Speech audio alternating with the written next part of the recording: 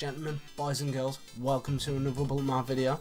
So I'm just going to do a quick pickups video of games that I've bought over the past 2 weeks-ish. And there will be some videos coming in the future for a special item which I want to show off to everyone and get everyone involved in it as well who's interested in that sort of thing. So as you can see, I've got my mic here, new mic. So this is what I'm using at the moment as a microphone. I'm using the Blue Snowball. It's a, well, semi-professional USB microphone with, so that way if I want to do gameplay things on PC, I can use this to record voice and I won't get any noise coming from my speakers when I play it, because I find wearing headphones with glasses very uncomfortable. But enough of that, let's begin with the pickup. So obviously main thing is the Snowball here. Pick this up really for the YouTube channel for when I do the collections show and tell at the end of every month, and it seems to be working great. I used it then, gave it a try. I'm having a lot of fun with it at the moment, just trying to figure stuff out with it because I'm not really that technical when it comes to sound equipment like this. So, but let's begin with the pickups for this month. So first thing that I got, I had a look in my local game shop, which is Game. So, because it was in the same shopping centre as me. So, I was looking through the DS games. I always look through DS or PS3 games for the obscure Japanese RPGs and stuff like that. But I didn't end up picking up one of them. Ended up picking out a game which I saw and I was like, oh, I'm interested in. So I checked how much I got on my game card. Luckily, I had a lot on it, so I could get a pretty big discount due to that. So I ended up picking up Castlevania, Portrait of Ruin on the Nintendo DS. Came complete with everything. I've got it in my DS at the moment because I'm playing on it. So this is like this is the first time I've actually played a Castlevania game in the Metroidvania style, because I never played on Symphony of the Night or any of the ones after, or any of the ones on the SNES. The only Castlevania that I really ever played was on the PS2, Castlevania on the PS2 and Castlevania on the NES.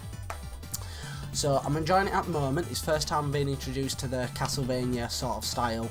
So I'm enjoying that, and it's very interesting the way that you go to levels as well. So you've got like a hub world which explore around, and then you jump into paintings which lead you into other worlds, and they're all like in the Metroidvania style, so you go forward, back, and it's all exploratory and stuff. And the mechanic is you've got two characters who can switch from on the fly, and also you can use them to help. So you've got like a good buddy system going on, and the computer can control them if need be, or you can just let you use them yourself by just pressing the Y button to switch. So far I'm enjoying it. I'm enjoying the RPG elements of it as well. They all like getting items and leveling up and all that sort of malark. So your main character is, can't remember his name, doesn't say it on here. Oh, Vampire Killer and Charlotte Austin, apparently. So it just says Vampire Killer and Charlotte Austin. Jonathan Morris and Charlotte Austin. So obviously the male character is sort of the brute force. He uses, like, you know, the chains, the traditional Simon Belmont sort of character from Castlevania. And then the girl, she uses magic. So weapons, like she uses books as a weapons sort of thing. Like some of them can shoot out like swords and stuff like that. Or she uses different type of magic which can come in handy during boss battles. But graphically, the game looks really good. The sound assets are amazing, and I recommend picking it up. It seems a good game. I mean, I only paid like $5 for it in total. It was like 12 quid, so I got some money off due to having the game card and having loads of points on that. So that's Castlevania, Portrait of Ruin. The next ones I picked up earlier this week on one of my days off at a charity shop in Morley. So what it was, I went in and I noticed they were all weirdly priced. They were asking like £2 a piece for them, and I were a bit like and ahhing. So I spoke to the woman and went, look, will you do about a quid on one of them and then do 50p on the other, since the woman don't have a manual? And the woman was nice enough to say yes. So I ended up picking these two games up from a charity shop in Morley. First one is Ghost Hunter for the PS2. I've put about an hour hour and a half into this game, and so far I'm loving it. And I've just dropped everything. 1 second. So far I'm loving it at the moment. It's very quirky, it's got a great sense of humour, it's a third person, I would say survival horror game, but not really. It's more of an action game with monsters and ghosts and stuff, so it's more like that, but it's got a great comical aspect to it, you know, your wisecracking cop sort of thing who's been put into a situation he didn't want to be in, and you know, he's just sarcastic throughout the entire thing by the looks of it. Main story is though you've gone into this place with, you know, you're new to the, what is it, NYPD? Oh no, the Detroit Police Department. You're new to the Detroit Police Department, you're a new member, and you've been asked to investigate this, people who've heard strange noises at this school, and then it all kicks off, and then your partner ends up getting kidnapped by one of the ghosts that you accidentally let free. So, but yeah, it's very quirky, and the main reason why I picked this up was just because I saw a picture on the back and I thought, that can't be right. If it zooms in properly, you should see that picture there of, that's you, and that's a monster, which is a giant teddy bear, and that just made me giggle. So I'm looking forward to playing a bit more on this. One of the cool aspects about it is you've been possessed by a ghost who's constantly been inside of this woman, and what she can do, if you defeat so many certain monsters, you can then have attributes to do with them. So one of them being, like, you know, quite heavy, quite bulky, and can walk. So you transform into that, which means you're still a woman and you look like her, but you weigh a ton. So you use that to weigh down objects and stuff like that. So I'm enjoying that aspect of it, and so far, so good.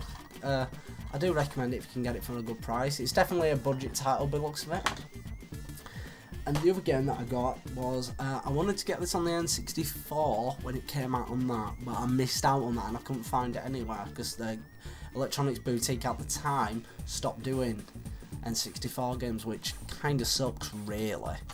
So I ended up picking this up on the PS2 though, and so far it's not good. It's not a good game at all. It's quite bad, to be honest. But I'm going to try getting more into it, and that is Operation Win Back. This though didn't have the manual, that's why I got it so cheap, because it didn't have the manual. But apart from that, quite happy with that.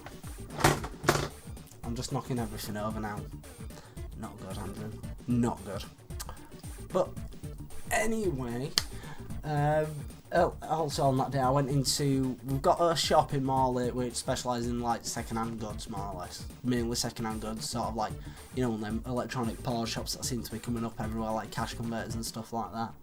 And they've had a lot of Xbox games original Xbox games in the window, so I thought, oh, I'll ask how much they are. They're asking £2 a piece. I was like, oh, we do like £1 a piece for them, because, you know, the spines had like faded because they've been put in the window and there's been direct sunlight on it, so they faded quite badly in that respect. But so I ended up picking up 3 games for that at, like, you know, £1 a piece more or less. So I'll go through them. First one I got, and all these are like exclusive to the Xbox as well. So I've got Sudiki, which is a RPG game for the system, well, for the Xbox. So I think this was one of the games that they tried releasing for Japan, because the Xbox wasn't doing well over there. So I'm trying to say, look, we've got RPGs, but it's more of a console type, well, PC type RPG, which isn't as popular over there. But you know, you can change from 4 characters on the fly. Graphically it looks superb, like every Xbox game really should look superb, because it is a better machine than the PS2. It has better picture quality than the PS2, and also I think it's got a better video encoder. I think it's actually able to go up to a good amount of, like, you know, you can get it to HD using component cables.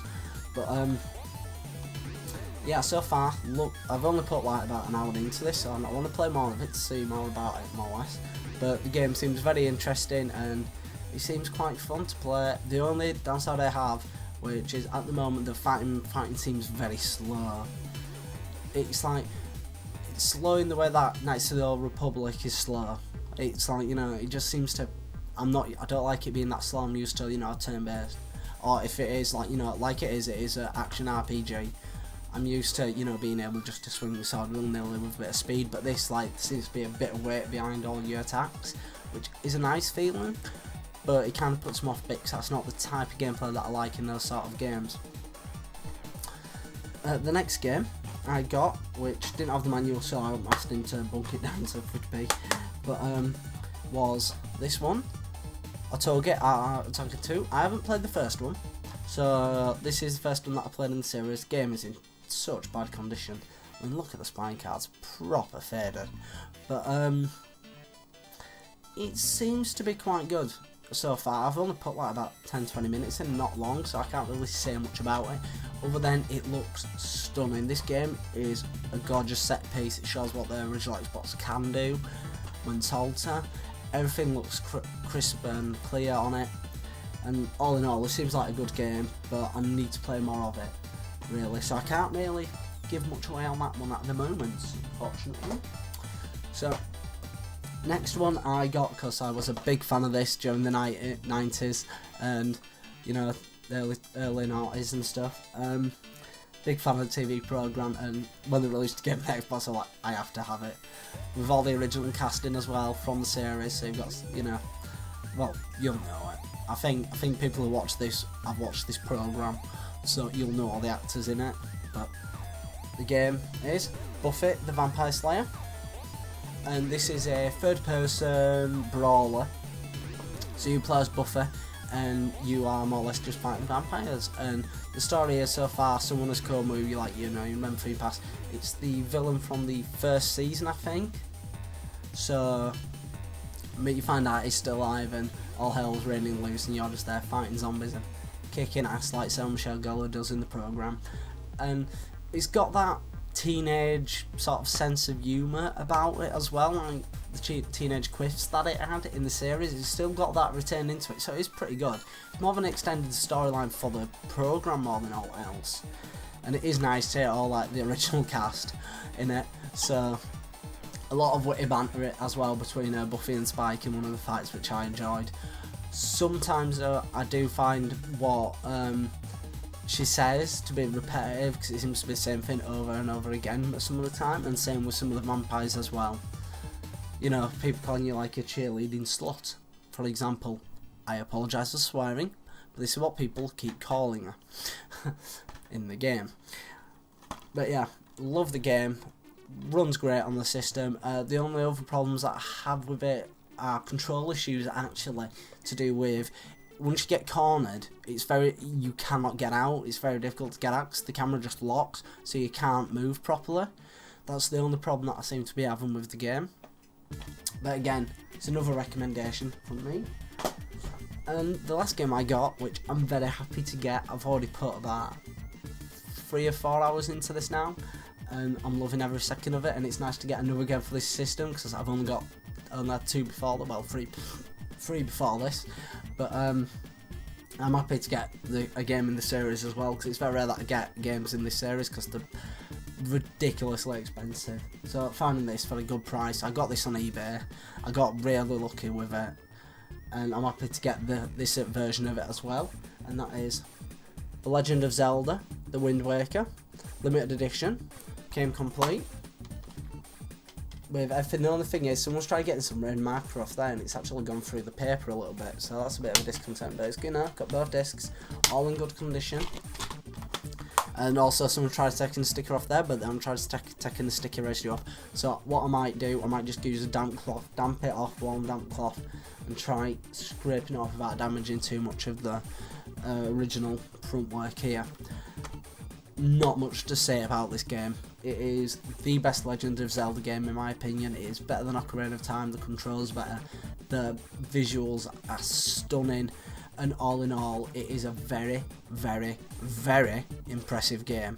And I recommend anyone who's interested in like, you know, collecting for the GameCube or Legend of Zelda, if you've got a passing interest, get this game. It will get you hooked on it.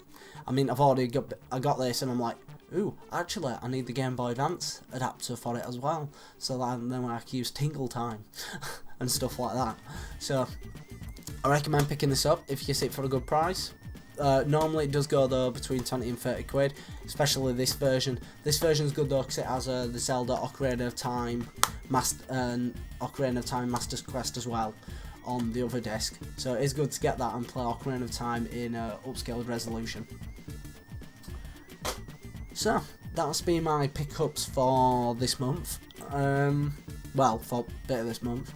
There will be a video coming up next week because I've taken part in something that I want everyone to well, I hope more people join in, and I'll explain more about it when I do the video next week when the item comes. And also I want anyone who is interested in retro gaming or in retro collecting in general, not just video games, that's toys, albums, DVDs, all like that.